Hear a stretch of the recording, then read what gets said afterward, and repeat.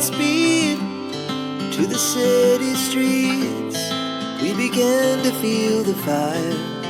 Ketika siswa paling culun ditaksir murid paling cantik di sekolah. Meski memiliki wajah ganteng, ia dianggap sebagai siswa paling culun dan miskin. Untuk bisa bertahan hidup, ia mencari penghasilan dengan mengelola bisnis wanita penghibur. Kehidupannya yang penuh dengan misteri membuat salah seorang siswi penasaran dan membantu usaha haram itu. Seiring berjalannya waktu, tumbuh benih cinta di antara keduanya. Berikut adalah kisah selengkapnya. Cerita dimulai dengan penampakan siswa yang bernama Jisoo. Jisoo merupakan siswa SMA yang sangat berprestasi, lugu, dan pendiam. Dari penampakan luar, ia terlihat sangat culun, padahal ia memiliki gurita bisnis sebagai perantara wanita penghibur. Dalam menjalankan usaha haramnya itu, ia dibantu oleh seseorang yang bernama Tuan Lee. Tuan Lee inilah yang bertugas untuk mengantar, menjemput, dan melindungi para pekerja malam ketika mereka menemui kliennya. Dengan alasan keamanan, ia menciptakan sebuah gelang khusus agar ia bisa memantau para kliennya. Ketika berkomunikasi dengan klien maupun dengan Tuan Lee, Jisoo selalu merubah suaranya dan menyebut dirinya sebagai paman. Ini adalah cara untuk menutupi identitas pribadinya. Jisoo hidup sebatang kara karena orang tuanya menghilang sejak ia usia SMP. Tampak Jisoo membuka loker di stasiun. Ia mendapatkan laporan dari Tuan Lee kalau ada klien yang membutuhkan bantuannya. Selanjutnya, Tuan Lee berusaha membuka tali yang mengikat seorang wanita. Ia mendapatkan perlakuan tak manusiawi dari seorang klien yang memiliki fantasi aneh. Karena perlakuan kasar dari klien, wanita itu mengalami banyak luka lebam. Karena tindakannya, pria itu diwajibkan untuk membayar kompensasi yang jumlahnya tidak sedikit. Tapi sayangnya, pria itu tak memiliki uang yang cukup. Karena hal itu, Tuan Lee harus bertindak dan menghajar pria yang tidak bertanggung jawab itu. Selanjutnya, Tuan Lee menghubungi Jisoo yang saat itu sedang mengikuti les. Tuan Lee meminta saran dari Jisoo karena hanya Jisoo lah yang berhak untuk menghukum kejahatan pria yang mengganggu anak buahnya. Di malam-malam berikutnya, Tuan Lee selalu bekerja dan mengamankan wanita-wanita anak buah Jisoo. Tuan Lee selalu menyetorkan penghasilannya kepada Jisoo dengan menaruhnya di sebuah loker. Scene berpindah pada Jisoo yang baru pulang dari sekolah dan mengurus bisnisnya. Jisoo ternyata tinggal di sebuah apartemen kecil ditemani dengan hewan peliharaannya. Ia berusaha mengumpulkan setiap uang yang ia dapat. Ia ingin mempunyai banyak uang agar ia bisa kuliah, bekerja, menikah, dan hidup bahagia. Keesokan harinya, tampak Jisoo sedang berada di kelas. Ia tampak terganggu dengan ulah Kitai. Kitai adalah siswa nakal dan suka berbuat ulah. Kitai adalah ketua geng sekolah yang suka mengusiri teman-temannya yang dianggap lemah. Jisoo tampak cuek dengan keributan yang terjadi di kelas. Ia lebih suka memandangi gadis paling cantik di kelas yang bernama Kyuri. Jisoo dan Kyuri sebenarnya satu kelas, tetapi Jisoo tidak terlalu dekat dengan Kyuri. Jisoo hanya pengagum rahasia Kyuri. Di hari itu, tampak wali kelas Jisoo yang bernama Tuan Cho sedang memanggil Jisoo. Di sana, Tuan Cho membujuk Jisoo agar mau bergabung dengan klub sekolah. Klub tersebut berencana untuk melakukan penelitian tentang masalah sosial pada remaja. Jisoo merasa tidak tertarik dan menolak ajakan Tuan Cho. Selanjutnya, tampak Kyuri memasuki ruangan klub sekolah itu. Hal ini tentu membuat Jisoo merasa nervous. Di sana, Kyuri menyerahkan artikel yang kemarin diminta oleh Tuan Cho. Selanjutnya, tanpa persetujuan Jisoo, ia memasukkan Jisoo ke dalam klub dan meminta Jisoo berperan sebagai asisten penelitian Kyuri. Setelah jam sekolah selesai, Tuan Cho mengajak Kyuri dan Jisoo untuk berdiskusi dan melaksanakan penelitian tentang kenakalan remaja dan masalah sosial yang terjadi. Tuan Cho dan Kyuri berdiskusi tentang siswa sekolah yang menjual diri. Tampak Jisoo tertegun dengan topik yang dibahas karena itu sangat relate dengan usaha yang sedang ia jalani. Selanjutnya, Tuan Cho meminta komentar Jisoo tentang fenomena sosial yang sedang mereka bahas. Jisoo selanjutnya bilang jika hal itu adalah hal yang tidak baik. Jika identitas pelaku diketahui, pasti ia akan dikucilkan dari masyarakat. Scene berpindah pada perkumpulan gadis pekerja malam. Mereka ternyata adalah klien Jisoo dan memanfaatkan jasa keamanan dari Jisoo dan juga Tuan Lee. Salah satu dari mereka merasa jengkel karena Tuan Lee terlambat datang ketika ia sedang disiksa. Tapi berkat Tuan Lee juga ia mendapatkan kompensasi yang lumayan banyak. Untuk itu ia bermaksud mentraktir teman-temannya. Sebenarnya mereka sangat penasaran dengan sosok yang mereka sebut dengan paman. Mereka memang belum pernah bertemu dan hanya berkomunikasi di grup obrolan saja. Selanjutnya tampak Min-hee yang meminta jasa Jisoo karena ia mendapatkan klien malam ini. Namun Jisoo menolaknya karena Tuan Lee juga sedang libur karena HP yang ia pakai sedang rusak. Selanjutnya dengan menggunakan HP lainnya, Jisoo menghubungi Kyuri.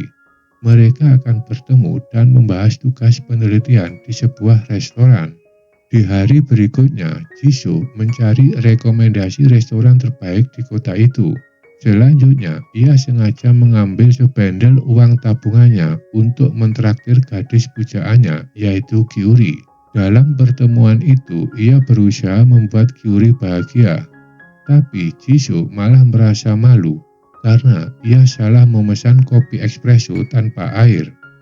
Di sana, Kyuri tidak membahas tentang penelitian di klub, akan tetapi malah tertarik dengan kehidupan pribadi Jisoo, di mana Jisoo hidup tanpa orang tua sejak usia muda. Mengetahui akan hal itu, Jisoo merasa tidak enak hati. Kyuri juga sangat penasaran dengan kerja paruh waktu yang dilakukan oleh Jisoo. Kyuri mengagumi kegigihan Jisoo dalam bertahan hidup. Mendapatkan pujian seperti itu, Jisoo merasa sangat terharu. Ternyata selama ini belum pernah ada orang yang mengapresiasi kerja kerasnya. Lagian Jisoo juga sangat tertutup tentang urusan pribadinya. Selanjutnya tampak Min-hee berjalan sendirian bermaksud untuk menemui pelanggan baru. Meski tanpa pengamanan yang memadai, ia nekat menemui orang itu, dan ternyata pelanggan ini adalah orang yang sebelumnya dihajar habis oleh Tuan Lee. Laki-laki ini sepertinya sengaja memancing kemunculan Tuan Lee. Bahkan ia sudah menyiapkan 2 preman bayaran untuk membalas sakit hatinya. Min-hee merasa terpojok dan panik. Selanjutnya ia menekan tombol darurat di HP-nya. Sinyal lalu terhubung ke Tuan Lee. Tapi HP Tuan Lee memang sedang rusak. Secara otomatis, sinyal darurat itu otomatis tertransfer ke HP Jisoo. Tuan Lee tidak bisa dihubungi Jisoo, dan malah Jisoo menerima panggilan dari Min-hee. Min-hee meminta Jisoo datang, meski itu semua di luar tanggung jawab Jisoo. Kondisi Min-hee sangat mengenaskan karena tangan dan kakinya sudah diikat. Selanjutnya, Jisoo meninggalkan Kyuri. Ia melacak keberadaan Min-hee. Ia mendatangi loker untuk mencari alat apapun yang bisa membantu. Ia menemukan alat sengat listrik, tetapi baterainya sudah habis. Jisoo gagal mengganti baterai baru karena ukuran yang tidak sesuai. Selanjutnya, Jisoo memberi arahan kepada Min-hee cara keluar dari motel ketika ia nanti tiba di TKP. Min-hee bisa mendengar kalau Jisoo akan memanggil polisi untuk menggerebek ruangan itu. Ketika polisi datang, klien dan 2 preman itu merasa ketakutan dan melarikan diri. Ia tidak mau ditangkap oleh polisi. Ketika mereka sudah pergi, Min-hee meraih sebuah gunting untuk membebaskan diri. Scene berpindah kepada polisi dan detektif wanita yang bernama Ha-kyung, yang sedang memeriksa semua ruangan yang ada di penginapan itu. Ia mendapatkan laporan kalau ada anak di bawah umur yang sedang disekap. Selanjutnya, tampak Min Hee yang sukses melarikan diri tepat sebelum detektif itu datang. Min Hee sukses melarikan diri, sementara tampak Jisoo kembali ke restoran dan mendapatkan fakta kalau Kyuri sudah pergi. Scene berpindah pada Kyuri. Kyuri ini ternyata berasal dari keluarga kaya raya. Kyuri merupakan anak sematawayang dari keluarga yang sukses. Orang tuanya merupakan pemilik sebuah agensi yang mengelola banyak artis ternama di Korea. Di meja makan, Kyuri diminta oleh ibunya untuk mempelajari manajemen perusahaan. Ibu Kyuri memintanya untuk bergabung dalam rapat Dewan Saham minggu depan. Sebenarnya ia merasa belum siap dengan semua itu. Oleh karena itu, ia merasa tertekan. Scene berpindah pada Kyuri yang memergoki Jisoo sedang tertidur di kelas, padahal jam pelajaran belum dimulai. Dengan iseng, Kyuri mengambil HP Jisoo yang disimpan di dalam tas. Kyuri gagal membuka HP Jisoo karena HP itu dipassword. Sampai pada jam istirahat, Jisoo belum juga sadar kalau HP penting untuk menjalankan bisnisnya sudah tidak berada di dalam tasnya. Selanjutnya, tampak Jisoo meminta maaf kepada Kyuri yang telah meninggalkan Kyuri sendirian. Di sini, Kyuri sangat penasaran dengan pekerjaan Jisoo. Pekerjaan paruh waktu apa yang bisa diselesaikan dalam waktu sejam saja. Selanjutnya, Kyuri memberikan brosur pendaftaran ke klub yang dikelola oleh Tuan Cho. Jisoo bilang pada Kyuri kalau ia tertarik dengan masalah sosial yang dihadapi oleh para remaja. Oleh karena itu, ia akan bergabung dengan klub tersebut. Dalam kesempatan lain, kode HP Jisoo diketahui oleh Kyuri dengan tidak sengaja ketika ia mengundangnya masuk ke dalam grup di klub. Kode itu ternyata adalah kode HP Jisoo yang telah dicuri oleh Kyuri. Nah, ketika pulang sekolah, Jisoo baru sadar kalau HP pentingnya telah lenyap dari tasnya. Dengan panik, Jisoo kembali ke sekolah dan benar saja HP itu sedang dibuka oleh Kyuri di ruang klub sekolah.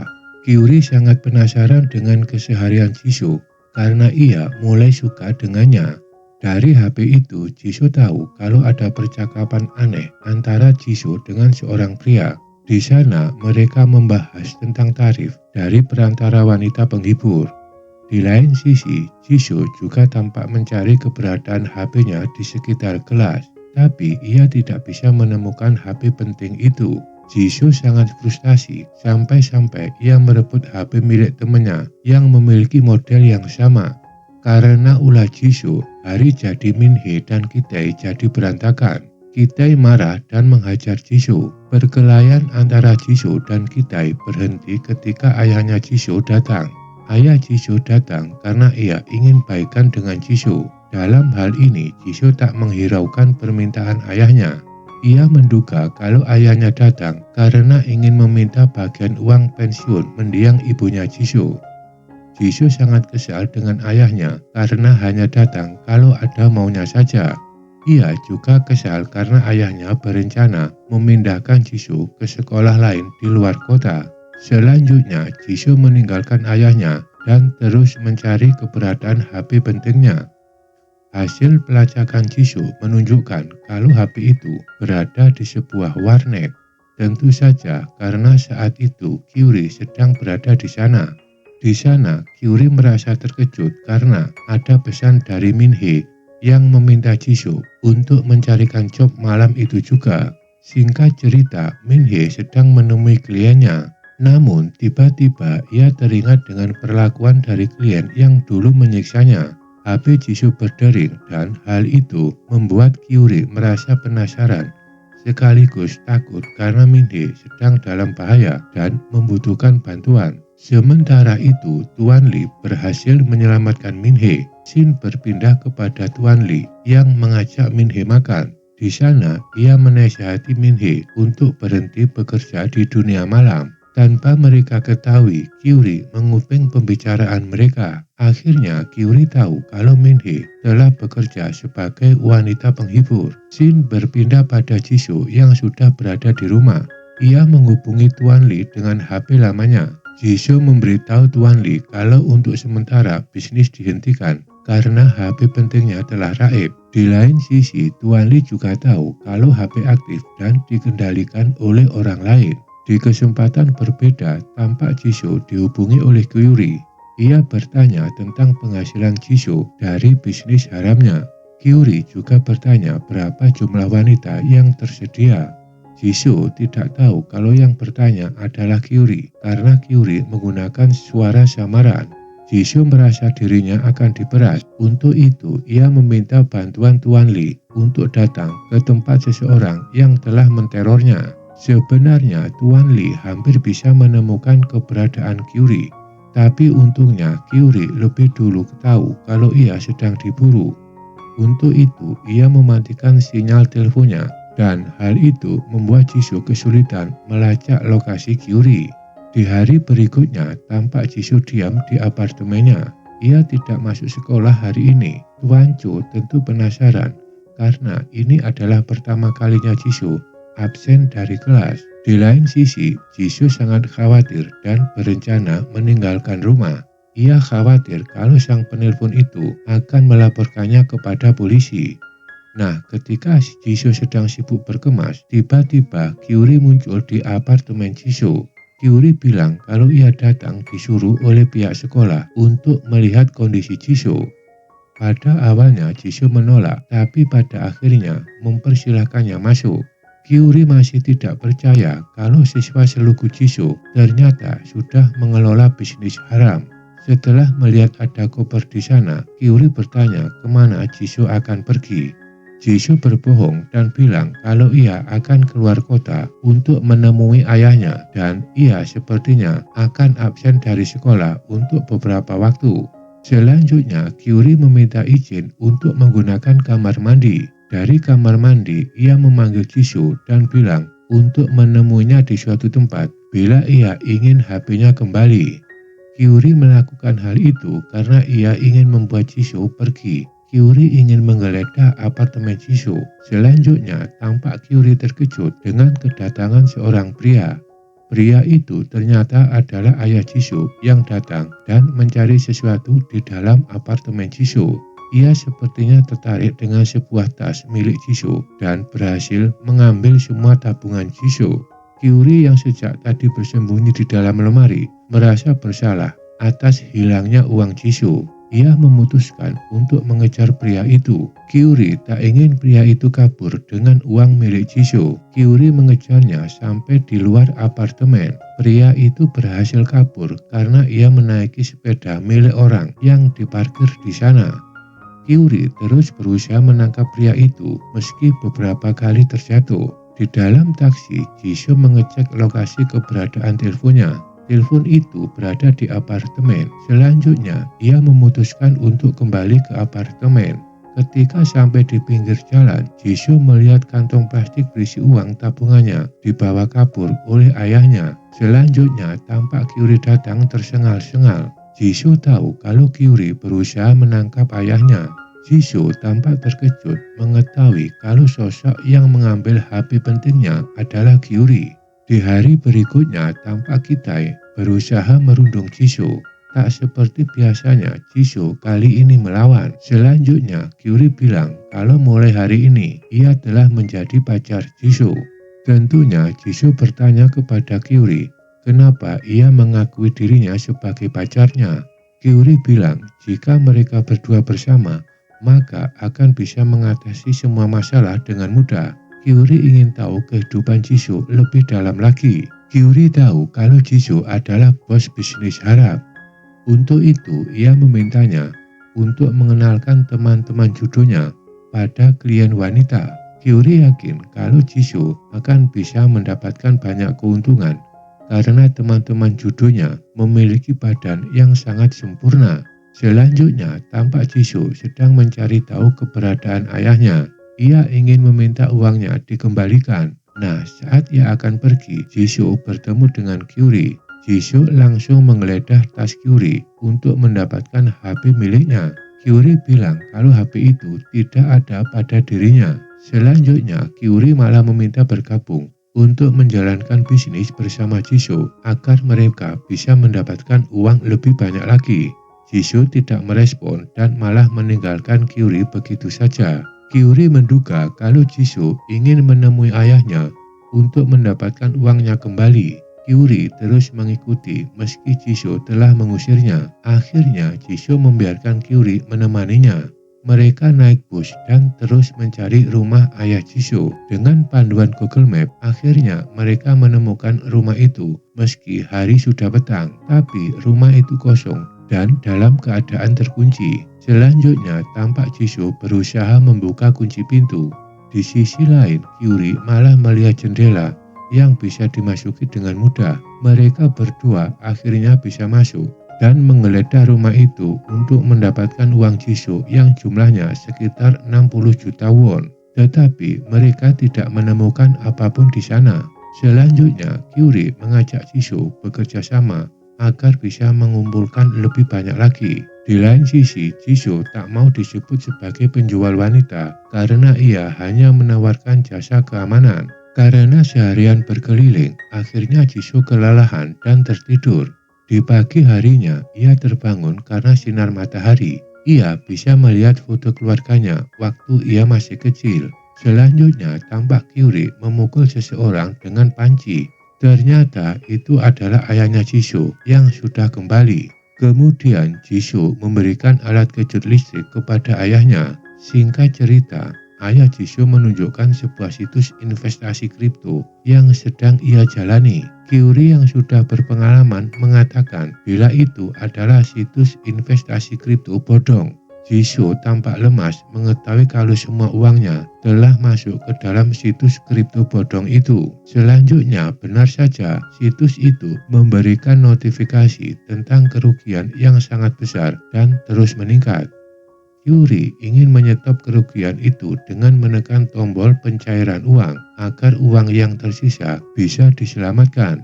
Ayah Jisoo tidak terima dan berusaha merebut laptopnya. Laptop itu akhirnya terlempar dan rusak. Jisoo sangat marah dengan sikap ayahnya itu. Ia melihat pisau di dapur dan ingin menghabisi ayahnya sendiri. Kemudian ia tersadar bahwa tindakan seperti itu adalah tindakan yang salah. Selanjutnya, Jisoo malah pergi meninggalkan apartemen ayahnya. Kyuri menyusul dan bertanya, "Apakah kamu sudah menyerah? Kenapa kamu tidak mengambil sisa uang yang ada atau paling tidak kamu bisa menghajarnya?" kata Kyuri. Jisoo bilang ia tidak bisa berpikir apa-apa karena apapun yang terjadi, ia adalah ayah kandungnya. Selanjutnya mereka pulang naik bus. Dalam perjalanan Jisoo banyak diam dan tertidur. Ketika Jisoo sedang tertidur, Kyuri mengembalikan HP yang telah diambilnya. Di pagi harinya, Jisoo berangkat ke sekolah, tapi saldo keretanya sudah habis. Selanjutnya ada notifikasi dari HP di tasnya. Dan benar saja, HP yang hilang telah dikembalikan oleh Kyuri. Selanjutnya, ia mendapatkan telepon dari tempat kursus yang menagih biaya kursus. Di malam harinya, Jisoo mencoba menghubungi Tuan Lee dan meminta melanjutkan pekerjaannya yang sempat tertunda. Tuan Lee menjawab kalau ia akan mulai bekerja kembali jika ia sudah menerima gaji yang merupakan haknya.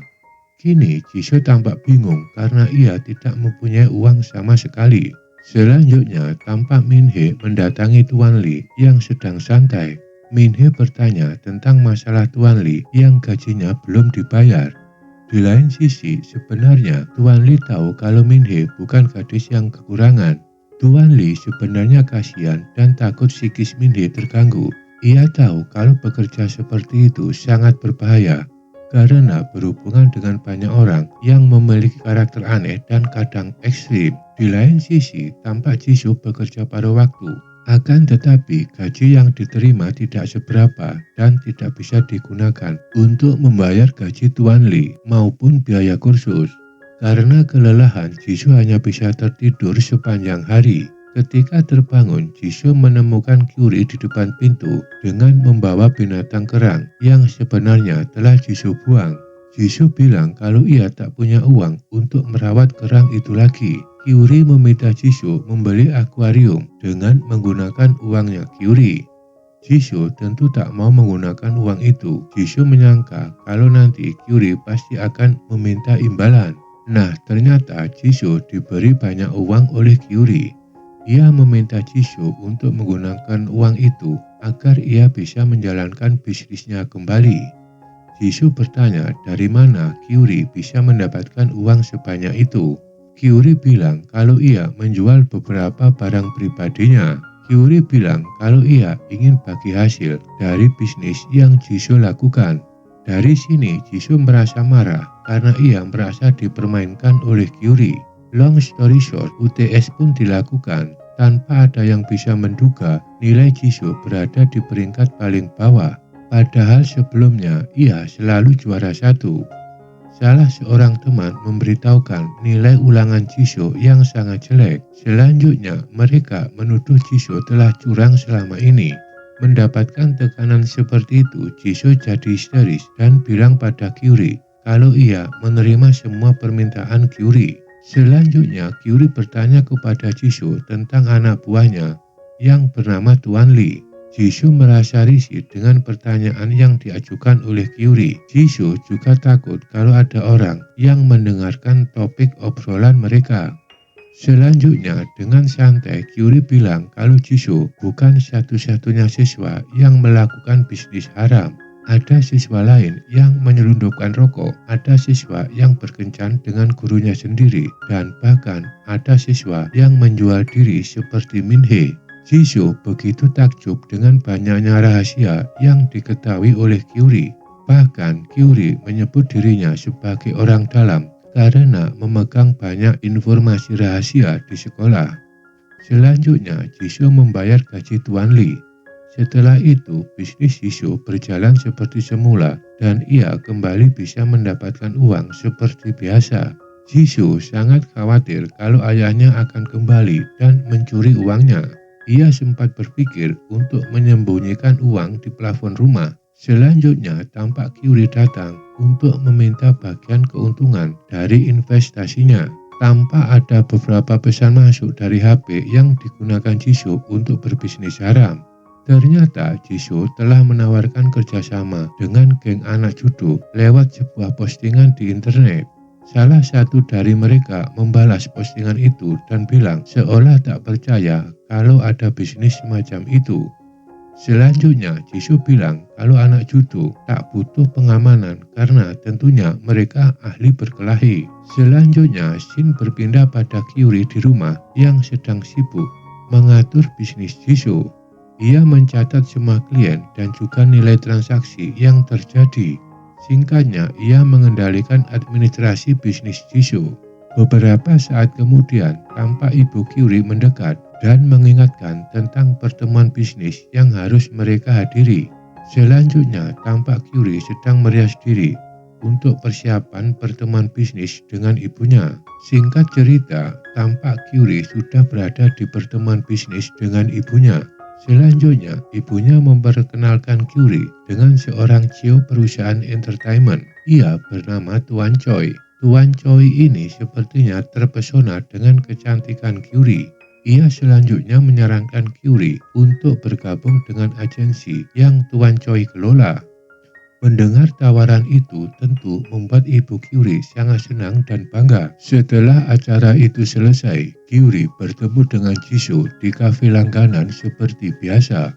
Di sana Jisoo bilang kalau ia keberatan dengan presentasi pembagian keuntungan yang diambil oleh Kyuri, yang menurut Jisoo itu terlalu besar, yakni 50 dibanding 50. Jisoo menilai kalau Kyuri tidak terlalu berperan dalam bisnis itu.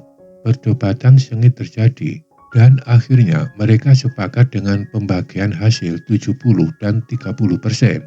Jisoo sangat khawatir kalau uangnya raib lagi dan untuk itu ia menyimpan uangnya di tas dan dibawa kemanapun ia pergi. Nah, saat pulang sekolah, Jisoo memiliki rencana untuk menyimpan uangnya di loker sekolah. Akan tetapi sepertinya ada seseorang yang mengotori lokernya dengan cat warna hitam. Sepertinya Kitailah yang kesal dan melakukan hal itu pada Jisoo. Selanjutnya ketika Jisoo sedang di laundry sekolah, Kitai mendatangi dan memandangnya dengan tatapan mata sinis. Kitai bilang kalau ia sudah tak ada urusan lagi dengan Jisoo meski Jisoo pernah mengganggu acaranya dengan Minhee. Di sisi lain, tampak detektif wanita yang dulu menggerebek motel kini mendapatkan tugas baru untuk mengawasi sekolah SMA Jisoo. Di sana, detektif masih ingat dengan sosok yang membawa tas yang kabur dari penggerebekan di hotel, dan dia adalah Min Hee. Selanjutnya, Ha Kyung, sang detektif wanita, tampak sedang mengingatkan Min Hee dan Ki-tae yang kedapatan sedang merokok ketika jam istirahat sekolah.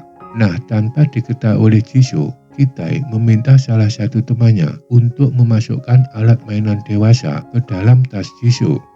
Selanjutnya, tampak Ki-tae mendatangi guru BK dan bilang kalau ada siswa yang sedang merokok di toilet sekolah. Selanjutnya, guru BK melakukan pemeriksaan kepada semua kelas di sekolah. Salah satu teman Kyuri memberitahukan kalau kelasnya menjadi kelas yang diperiksa.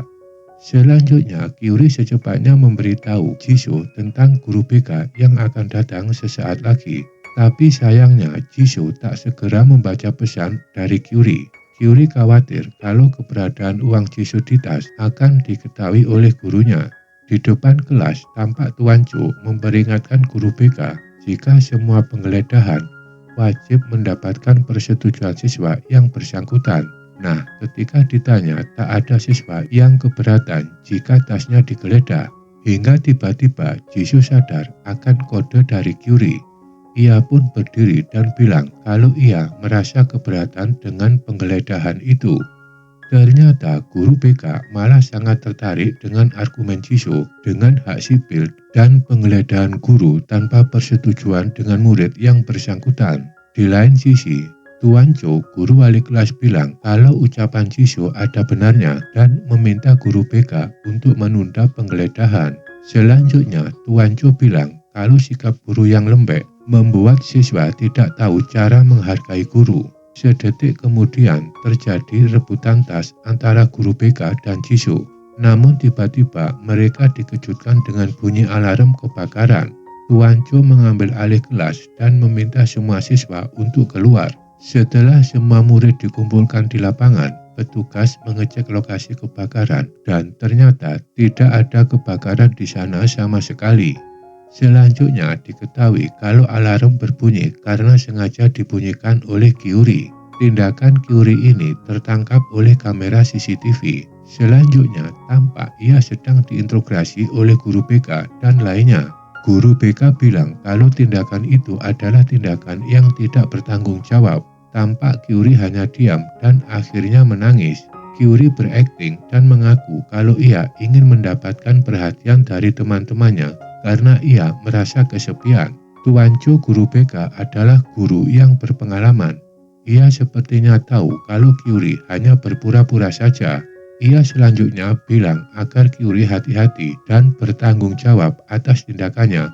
Kalau tidak, ia bisa mendapatkan teguran dari pihak sekolah. Ketika Kyuri sudah keluar dari ruangan BK, tampak Jisoo menemuinya. Jisoo merasa bersalah karena tindakannya telah membuat Kyuri dimarahi oleh Tuan Cho. Selanjutnya, Jisoo memberikan Kyuri burger sambil berbincang-bincang di jendela sekolah. Kyuri selanjutnya bertanya tentang keamanan tempat penyimpanan uang Jisoo. Selanjutnya, keduanya datang ke klub penelitian sekolah. Di sana, Kyuri melihat sofa dan punya ide untuk menyimpan uang Jisoo di sana. Pada awalnya, Jisoo merasa kurang setuju dengan ide Kyuri. Ketika Kyuri akan mengeluarkan semua uang Jisoo, Kyuri malah menemukan mainan dewasa dalam tas Jisoo. Tentu, Kyuri merasa sangat penasaran dengan hal tersebut. Jisoo juga merasa bingung, kok bisa benda aneh itu tiba-tiba berada di dalam tasnya. Selanjutnya, tampak Kyuri sedang dijemput oleh sang ibu. Seketika, raut muka Kyuri berubah drastis. Kegembiraan bercanda bersama Jisoo jadi hilang seketika. Kyuri tampak langsung muram. Ketika Kyuri mendekati ibunya, ibu Kyuri malah memanggil Jisoo untuk mendekat. Ibu Kyuri meminta Jisoo untuk masuk ke dalam mobil karena ada hal yang ingin ditanyakan. Selanjutnya, ketika sudah berada di dalam mobil, Jisoo ditanyai tentang kedekatannya dengan Kyuri, putrinya. Ibu Kyuri beberapa kali memergoki Jisoo dan Kyuri pulang bersama. Ibu Kyuri juga bilang kalau ia mendapatkan telepon dari guru BK tentang insiden alarm kebakaran di sekolah. Memang ada desas-desus yang menyatakan kalau orang tua Curie terlalu menekan Curie dalam hal prestasi akademik.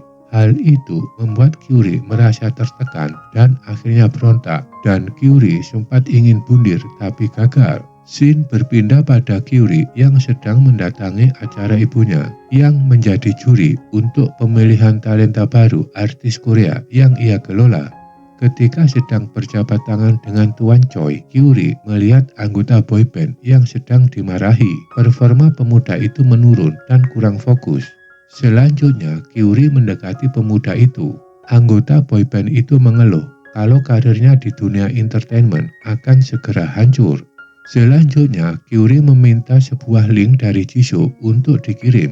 Memang benar, anggota boyband yang bernama Taerim itu memang sedang kesulitan, dan ia mengklik tautan yang diberikan oleh Jisoo. Ia lalu mengklik link itu yang menuju ke sebuah postingan di internet. Di malam harinya, Jisoo didatangi oleh Curie yang sudah membawa banyak makanan. Curie bertanya tentang anggota baru yang bernama Taerim yang akan bekerja dengan Jisoo. Curie juga bilang kalau ia akan menginap di sana malam ini. Selanjutnya, ia menghubungi Taerim dan bilang kalau tak yakin ia tak harus melakukan pekerjaan itu. Jisoo juga bilang tak akan ada kompensasi kalau memang Taerim tidak jadi kerja. Jisoo juga berjanji akan selalu melindungi keselamatan Taerim. Tampak Jisoo dan Curie berdua di kamar. Pada awalnya, Jisoo merasa sedikit kikuk dengan tingkah Curie yang selalu memepetnya. Curie bercerita kalau sebelum datang, ia telah bertengkar dengan ibunya.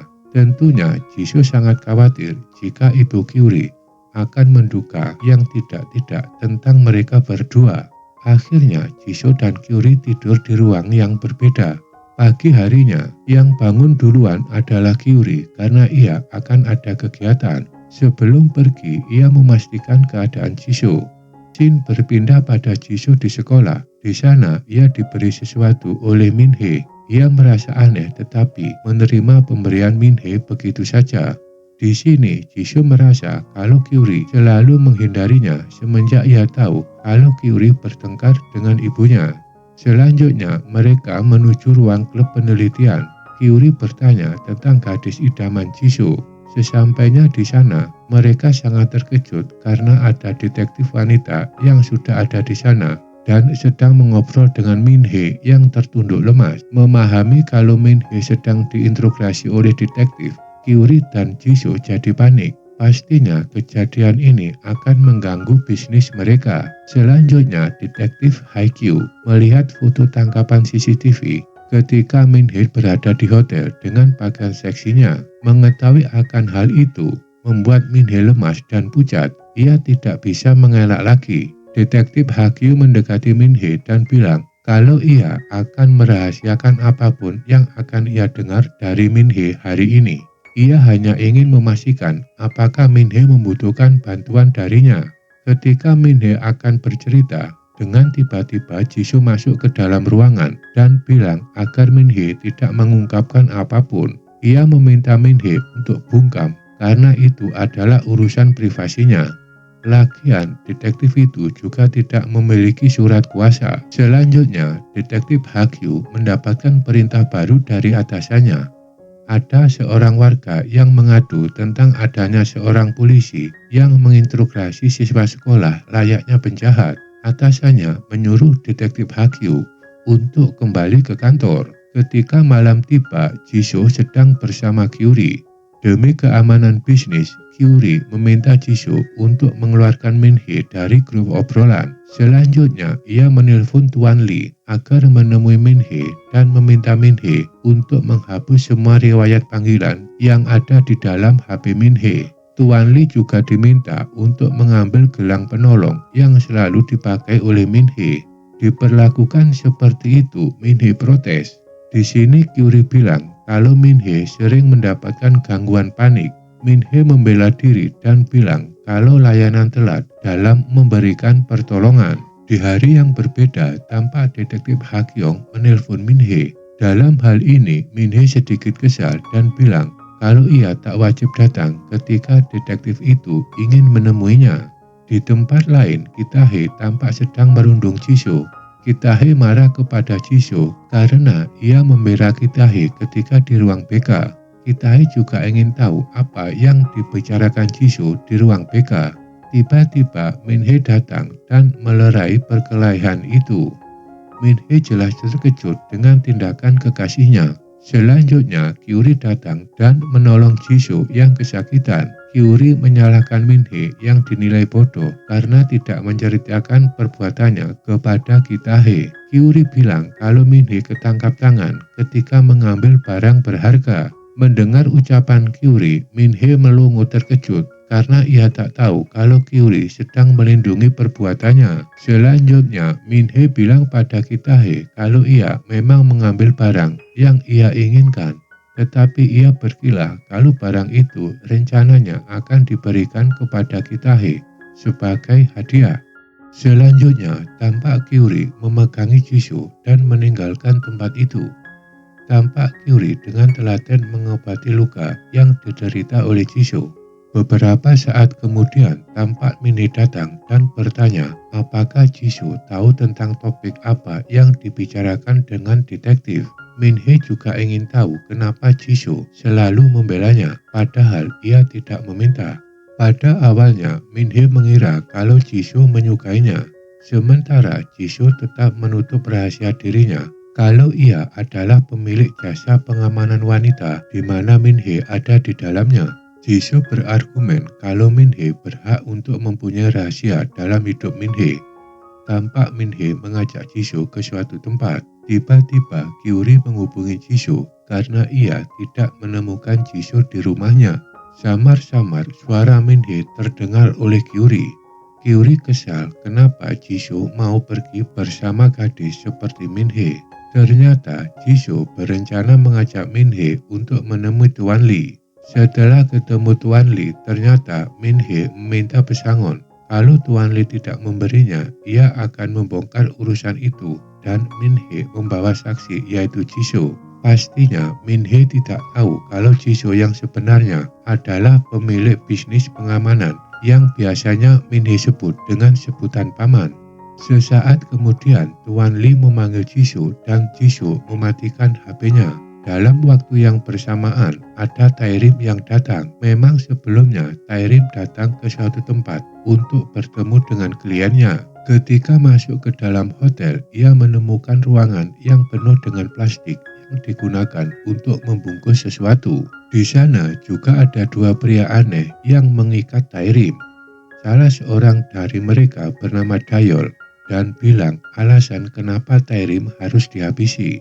Klien itu bilang kalau ia patut dihabisi. Akan tetapi ketika mencocokkan chat di HP-nya, ia bilang kalau Taerim bukan orang yang ia cari.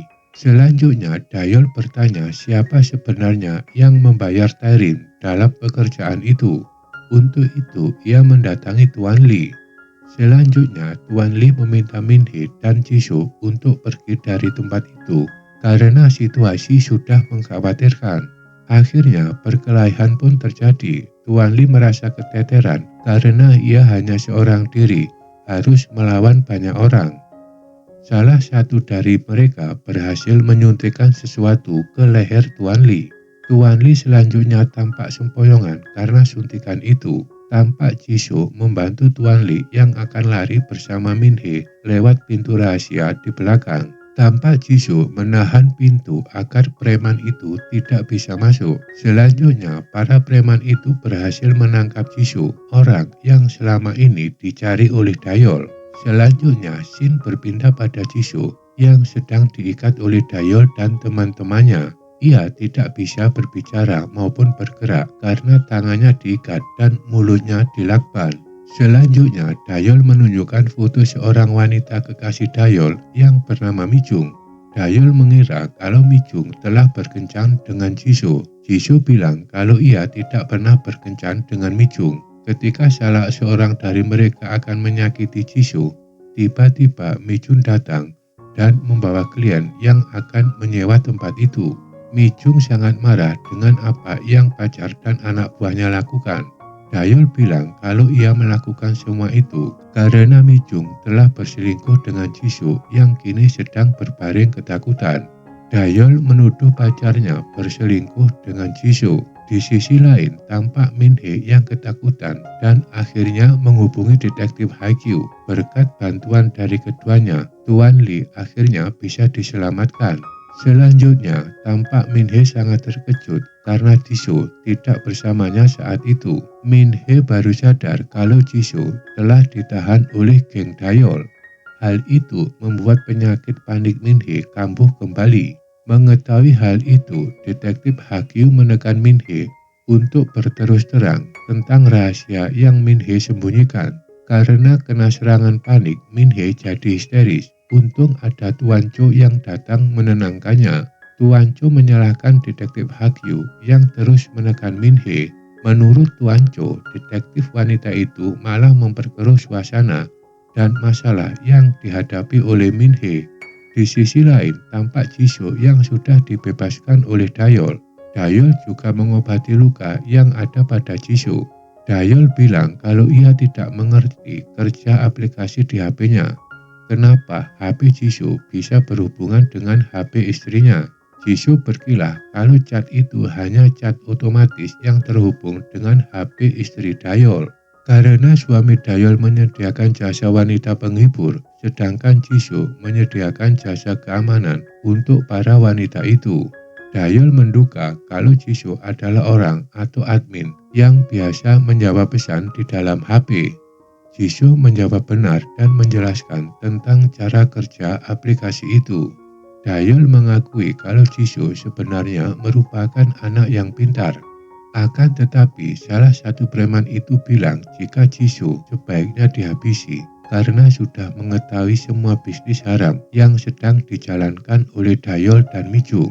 Jisoo tampak ketakutan dan memohon untuk tidak dihabisi dan berjanji akan bekerja sama dengan mereka. Jisoo juga menerangkan kalau ada bisnis lain yang memiliki bos yang sama.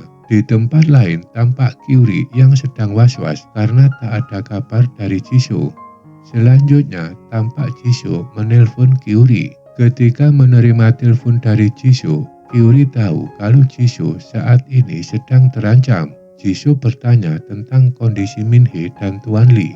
Jisoo bilang kalau keduanya saat ini sudah selamat. Selanjutnya, Dayol merebut HP Jisoo dan bertanya kepada Kyuri tentang organisasi yang ia jalani.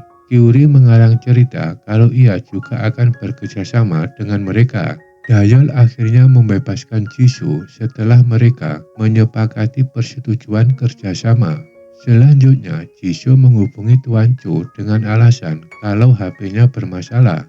Hal ini karena Min-hee sudah bercerita kepada Tuan Cho kalau Jisoo sedang diculik. Selanjutnya, Jisoo menemui Kyuri untuk merencanakan tindakan ke depan.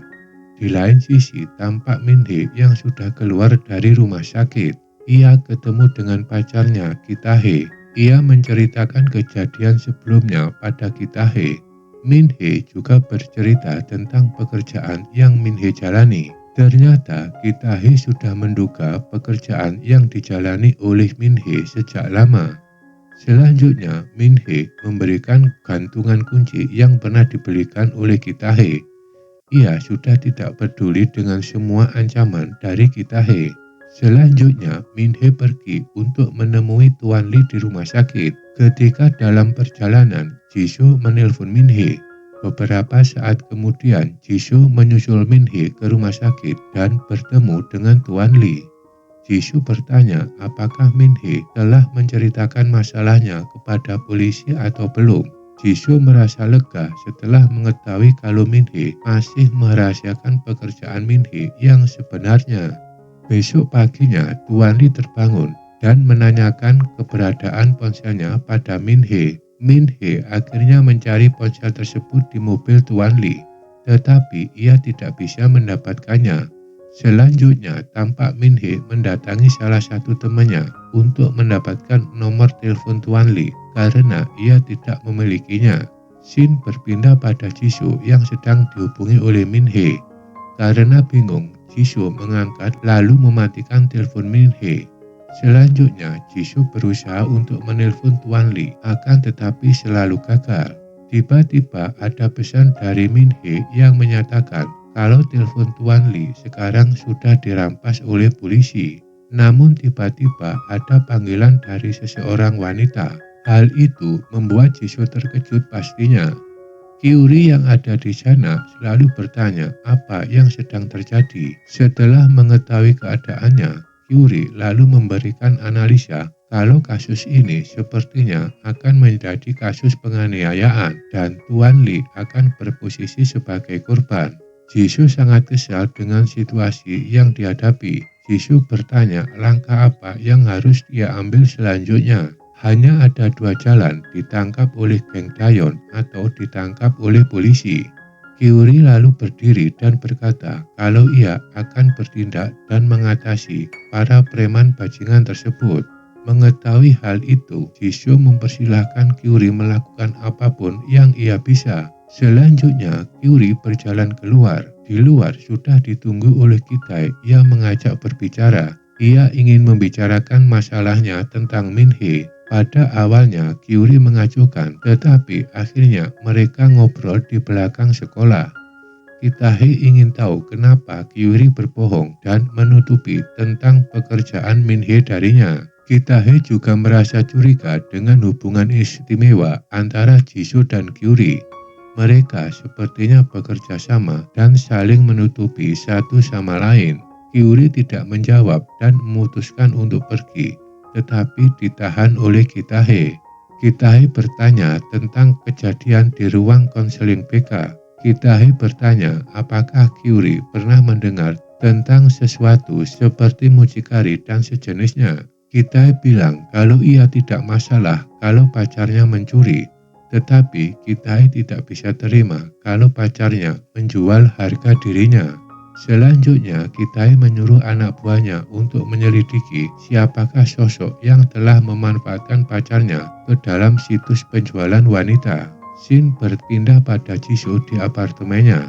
Ia memasukkan nomor HP ke dalam ponsel barunya. HP itu rencananya akan diberikan kepada Tuan Lee. Selanjutnya, ia mendatangi rumah sakit dan mendatangi tempat Tuan Lee dirawat, serta meletakkan HP itu di sana. Selanjutnya, ia diajak Min-hee untuk mengobrol di luar rumah sakit. Min-hee bertanya pada Jisoo, apa ia harus berterus terang kepada polisi atau bagaimana? Jisoo langsung bilang jika Min-hee melakukan hal itu, Min-hee bisa langsung ditangkap oleh polisi. Di lain sisi, jika Min-hee melaporkan para preman itu pada polisi, mereka juga akan menyakiti Min-hee. Min-hee tampak terdiam dan bingung. Ia masih membiarkan panggilan dari pacarnya Ki-tae. Selanjutnya, ia meminta Jisoo untuk masuk ke dalam. Shin berpindah pada Tuan Lee yang sudah terbangun. Ia bertanya tentang keadaan Jisoo. Selanjutnya, Jisoo meminta maaf karena selama ini tidak bisa membantu. Tuan Lee menimpali kalau keduanya hanya sial saja. Setelah itu, Jisoo pamit pada Tuan Lee. Kini ia mencari tempat sepi karena akan mengangkat telepon dari Daeyeon. Ternyata Daeyeon bertanya apa yang disukai oleh bosnya, karena ia bermaksud untuk menemui bos yang sering disebut paman atau Jisoo sendiri. Di sisi lain, Jisoo merasa panik karena teringat dengan perkataan Kyuri kalau ia akan menyelesaikan masalah dengan preman-preman itu. Jisoo berpikir kalau Kyuri akan menemui Daeyeon sendirian. Untuk itu, Jisoo berangkat menuju tempat di mana Daeyeon dan Kyuri kemungkinan besar akan bertemu. Sementara itu, Kyuri masih berada di rumah. Ia tampak sedang berdandan untuk bertemu dengan para preman itu. Sesaat kemudian ada panggilan dari Jisoo, tapi Kyuri mengabaikannya. Kyuri ternyata juga menyiapkan pisau dan ia menyimpannya di dalam tas untuk menjaga diri.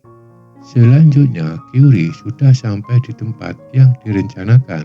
Kyuri merasa terkejut karena ia melihat Jisoo sudah duluan ada di sana. Untuk itu, Kyuri tidak langsung masuk, tetapi menguping pembicaraan mereka dari luar. Di dalam ruangan, Jisoo sangat terkejut karena Daeyeon bilang kalau Jisoo harus bekerja pada waktu di tempat Dayol.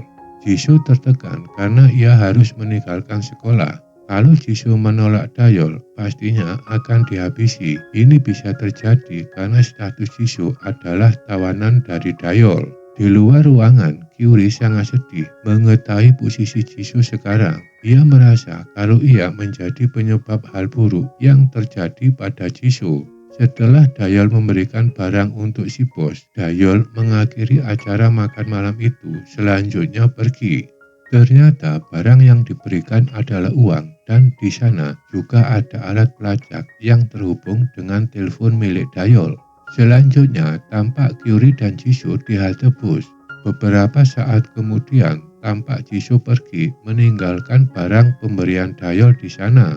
Selanjutnya Kyuri membawa barang itu pulang. Tanpa Kyuri ketahui, barang itu sudah ditempeli dengan alat pelacak elektronik. Scene berpindah pada Jisoo yang sedang berada di dalam bus. Ia merasa sangat sedih karena harus keluar dari sekolah. Keinginannya untuk bisa kuliah juga sirna. Ia tak ingin mati muda karena ulah dari preman Dayol. Selanjutnya tampak Kyuri yang datang ke sekolah untuk menaruh kotak hadiah itu di tempat biasanya. Selanjutnya ia duduk istirahat sebentar untuk meluruskan kakinya yang kecapean. Sesaat kemudian Dayol menelpon Kyuri dan menanyakan tentang hadiah yang diberikan. Dengan dingin, Kyuri menjawab kalau ia tidak bisa menerima pemberian Dayol karena merupakan keputusan sepihak. Untuk itu, Kyuri menolak kerjasama dengan Dayol. Ternyata Dayol sudah mengetahui lokasi Kyuri. Saat Kyuri membalikkan badannya, ia langsung disekap oleh Dayol dan anak buahnya. Selanjutnya, ia dimasukkan ke dalam sebuah mobil. Di lain sisi, tampak Jisoo sedang menunggu Kyuri di halte tempat mereka sebelumnya bertemu. Sedetik kemudian, Jisoo menerima panggilan dari Dayol. Dayol sangat marah dan memaki Jisoo karena Jisoo sudah berani menipu Dayol. Selanjutnya, Mi Jung bilang kalau Kyuri sudah di tangan mereka. Ia meminta Jisoo untuk menemuinya dan memperingatkan untuk tidak lapor polisi. Selanjutnya, anak buah Dayol menjemput Jisoo dan membuat Jisoo pingsan sebelum dibawa ke markas Dayol. Di lain sisi, Kyuri berhasil melukai Dayol dan mengancam agar Dayol mau menuruti perintahnya. Kalau Dayol melawan, Mi Jung akan dihabisi. Di lain sisi, tampak Jisoo sudah tersadarkan dari pingsannya. Ketika anak buah Dayol akan membuka bagasi, Jisoo menyengat anak buah Dayol dengan alat setrum berkali-kali yang memang sudah dipersiapkan. Selanjutnya, ia membawa mobil anak buah Dayol untuk menjemput Kyuri. Mereka berencana kabur dari sarang Dayol. Parahnya, kemampuan menyetir Jisoo sangat amatir. Bahkan, ia tidak bisa mengendalikan mobil dan malah menabrak apapun yang ada di depannya. Dayol pun juga ditabrak oleh Jisoo. Anak buah Dayol yang lain termasuk Mi Jung berusaha menghambat pelarian Jisoo.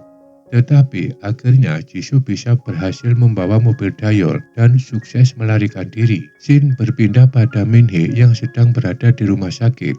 Min Hee menyadari kalau detektif Ha Kyung juga di sana dengan ditemani oleh beberapa polisi. Selanjutnya, Min Hee memberitahukan hal tersebut kepada Tuan Lee. Min Hee akhirnya berhasil membawa Tuan Lee keluar dari rumah sakit. Selanjutnya, Tuan Lee mengajak Min Hee untuk ke rumah teman Tuan Lee yang bernama Jaing. Scene berpindah pada Kyuri dan Jisoo yang sedang dalam pelarian. Mereka berhenti di sebuah lahan kosong. Mereka tampak seperti putus asa. Mereka tahu kalau Dayol dan konco-konconya tidak akan melepas mereka dengan mudah. Karena tak memiliki tujuan pasti, mereka akhirnya membakar mobil Dayol. Selanjutnya, mereka mendatangi sebuah motel untuk beristirahat. Di dalam motel, situasi canggung terjadi ketika Kyuri bertanya apakah Jisoo menyukainya. Kyuri tahu kalau Jisoo selalu melindunginya ketika dalam kesulitan. Di lain sisi, Jisoo malah bertanya balik kenapa Kyuri masih selalu ada di sampingnya. Padahal Kyuri juga tahu kalau mereka lakukan sangat berbahaya. Kyuri tidak membalas pertanyaan Jisoo dengan ucapan, tetapi ia menjawab dengan meletakkan tangan halusnya di pipi Jisoo. Jisoo mendekatkan wajahnya seolah ingin mencium Kyuri. Kyuri tak merespon dan malah bercanda yang membuat Jisoo terjatuh dari tempat tidur. Tawa mereka sontak menjadi tangisan, menyadari kalau mereka tidak tahu apa yang harus dilakukan selanjutnya. Karena kelelahan, mereka akhirnya tertidur. Kyuri yang terbangun duluan selanjutnya membawa HP milik Jisoo. Kyuri ternyata telah memiliki rencana sendiri. Ia mendatangi Banana Club. Di sana, ia menyewa para siswi yang akan berkaraoke. Kyuri mengendap-endap mencari ruangan yang dipercaya milik Gayol. Ia berusaha menaruh HP itu ke ruangan milik Gayol. Ia berusaha menaruh HP itu di ruangan Dayol. Akan tetapi Dayol mengetahuinya dan Dayol akhirnya memukul Kyuri. Kini Dayol berhasil mencekik Kyuri. Tetapi tiba-tiba ada sekelompok orang di depan klub yang menantang Dayol. Mereka mempersenjatai diri dengan tongkat baseball. Kyuri baru sadar kalau Kitae dan kelompoknya sedang mencari mucikari yang telah memanfaatkan kekasihnya yaitu Minhee. Ternyata sebelumnya Kyuri mengirim pesan kepada Kitae kalau Minhee ada di klub tersebut. Nah, ketika Dayol sedang bernegosiasi dengan kelompok Kitae, Kyuri mengambil tabung pemadam kebakaran lalu menyemprotkannya kepada Kitae.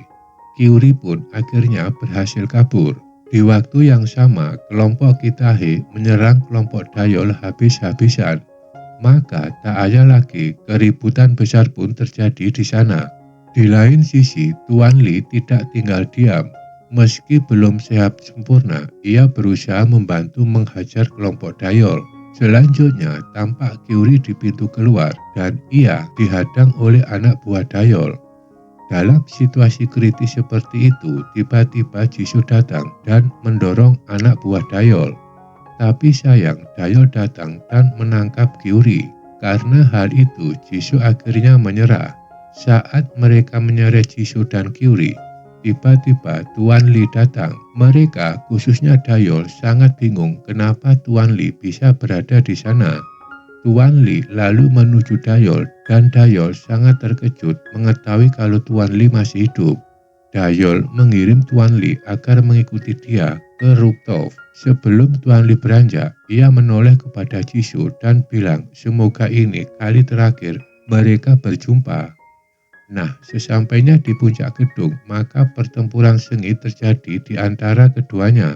Sampai pada titik tertentu, Tuan Lee bisa menumbangkan Dayol.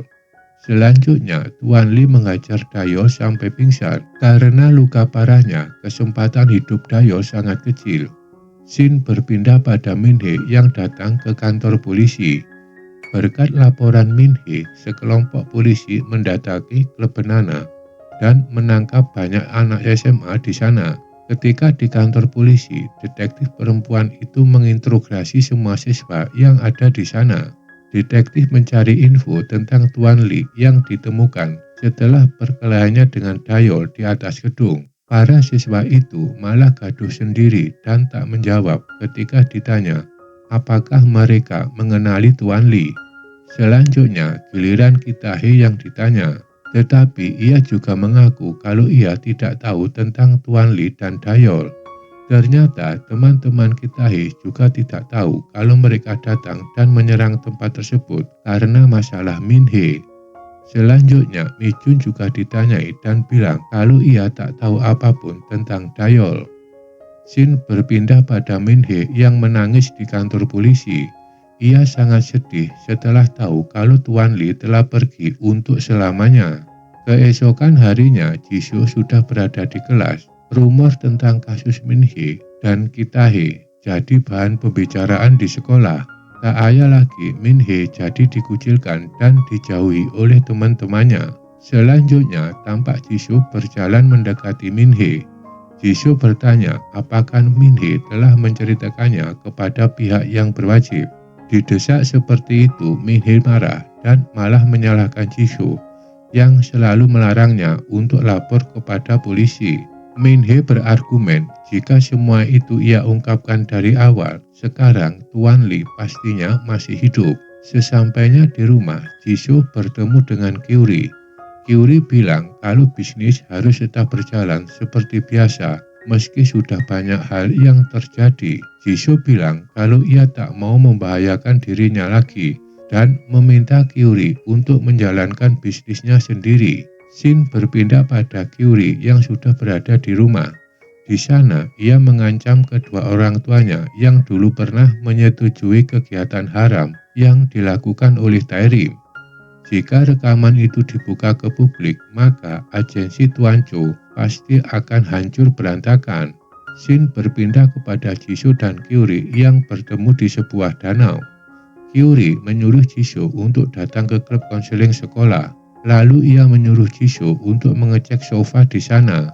Selanjutnya, Kyuri juga mengirim foto tiket pesawat dengan tujuan Sydney. Kyuri ingin menjelajah negara lain karena di sana pasti tidak akan ada yang mengenalinya. Ia berniat untuk mengajak Jisoo bersama. Sebenarnya, Jisoo sudah membayangkan hal-hal indah yang akan terjadi bersama Kyuri di sana. Tapi akhirnya Jisoo mempersilahkan Kyuri untuk pergi sendiri. Namun demikian, ia tetap meminta Kyuri untuk selalu menjaga diri. Kini tampak Jisoo ditinggal oleh Kyuri. Ia terdiam dan memandangi danau dengan gemerlap lampu kota di depannya. Di pagi harinya, Jisoo sudah berada di ruang konseling di sekolah. Di sana, ia mengecek sofa untuk mencari apa yang Kyuri telah sembunyikan di sana. Di sana, Jisoo sangat terkejut karena barang yang berisi uang dari Dayol disimpan Kyuri di sana. Karena jumlahnya sangat fantastis, Jisoo akhirnya kembali merapikan sofa itu. Tanpa diketahui oleh Jisoo, detektif Ha-kyung masih menyimpan HP Dayol sehingga bisa menemukan lokasi ruang konseling itu. Di hari berikutnya, Tuan Cho dipanggil polisi karena ada barang yang ditemukan oleh detektif Ha-kyung. Jisoo yang mengintip dari kejauhan tentu sangat panik. Setibanya di kantor polisi, detektif Ha-kyung menginterogasi Tuan Cho. Detektif bertanya apakah Min-hee pernah bercerita atau menyebut perkataan paman pada Tuan Cho. Tuan Cho bilang tidak dan barang itu tidak ada hubungannya dengan siswanya Tuan Cho. Sementara itu, detektif Ha-kyung yakin siswa Tuan Cho lah yang menyembunyikan benda itu. Shin berpindah pada Ki-tae yang menemui Min-hee. Min-hee sendiri berusaha menghindari Ki-tae. Ki-tae mengucapkan terima kasih meski ia harus di-DO dari sekolah. Berkat kasus itu, keluarga Ki-tae juga menjadi kacau. Sementara itu, tampak Jisoo di rumahnya dan dalam keadaan stres. Ia berulang kali mencoba untuk membuat surat permintaan maaf, namun ia terngiang dengan ucapan Kyuri yang mengajak ke tempat yang aman. Sedetik kemudian, Jisoo dihubungi Min-hee yang mengajaknya untuk ketemuan. Selanjutnya, mereka bertemu di taman terdekat. Di sana, Min-hee bertanya apakah Jisoo pernah mengunjungi klub Banana saat kejadian itu. Min-hee bertanya begitu karena Ki-tae menyerahkan topi Jisoo pada Min-hee. Ia juga bertanya apakah Jisoo ingin menyampaikan sesuatu kepadanya, tapi Jisoo hanya terdiam dan hanya keluar kata maaf secara lirih. Mendapatkan jawaban seperti itu, Min-hee jadi marah karena ia benar-benar tak mengerti apa arti kata maaf dari Jisoo. Selanjutnya, Jisoo menghentikan Min-hee yang akan pergi. Jisoo bercerita siapa sebenarnya Jisoo dan Tuan Lee yang sebenarnya. Hal itu membuat Min-hee sadar kalau yang selama ini ia sebut dengan sebutan paman adalah Jisoo dan Kyuri. Selanjutnya, Min-hee pergi. Ketika sampai di tangga, ia berhenti dan menyalakan rekaman di HP-nya yang merekam pengakuan Jisoo. Ternyata dengan sengaja Min-hee merekam pembicaraannya dengan Jisoo. Nah, ketika Jisoo kembali untuk mengambil barang-barang yang tertinggal, ia tahu kalau Kyuri sedang mendengarkan rekaman pengakuannya. Selanjutnya, Jisoo bilang tak usah melaporkan dirinya ke polisi karena ia sendiri yang akan menyerahkan diri ke polisi. Jisoo meminta Min-hee untuk menghapus rekaman tersebut, tapi Min-hee menolak. Keduanya akhirnya memperebutkan HP Min-hee. Karena badan Min-hee lebih kecil, akhirnya ia terjatuh. Mengetahui hal itu, Jisoo panik dan berencana untuk kabur. Akan tetapi ia kembali untuk mengambil HP Min-hee. Selanjutnya Jisoo membersihkan darah yang ada di tangannya. Nah, sesampainya di rumah, ia mempersiapkan semua barang yang bisa Jisoo bawa kabur. Belum sempat Jisoo pergi, Ki-tae tiba-tiba datang dan bilang kalau ia tahu kalau Jisoo lah yang menjual Min-hee. Ki-tae bermaksud menghubungi Min-hee untuk mengungkapkan semua di depan pacarnya. Akan tetapi dering telepon Min-hee malah terdengar di tas milik Jisoo. Ki-tae selanjutnya mengeluarkan HP Min-hee dari tas Jisoo. Di sana ia tahu kalau HP Min-hee sudah berlumuran darah. Ki-tae marah dan bertanya apa yang telah Jisoo lakukan terhadap Min-hee. Selanjutnya Ki-tae menarik baju Jisoo hingga terjatuh. Melihat ada gunting di dekatnya, Jisoo dihujani gunting oleh Ki-tae.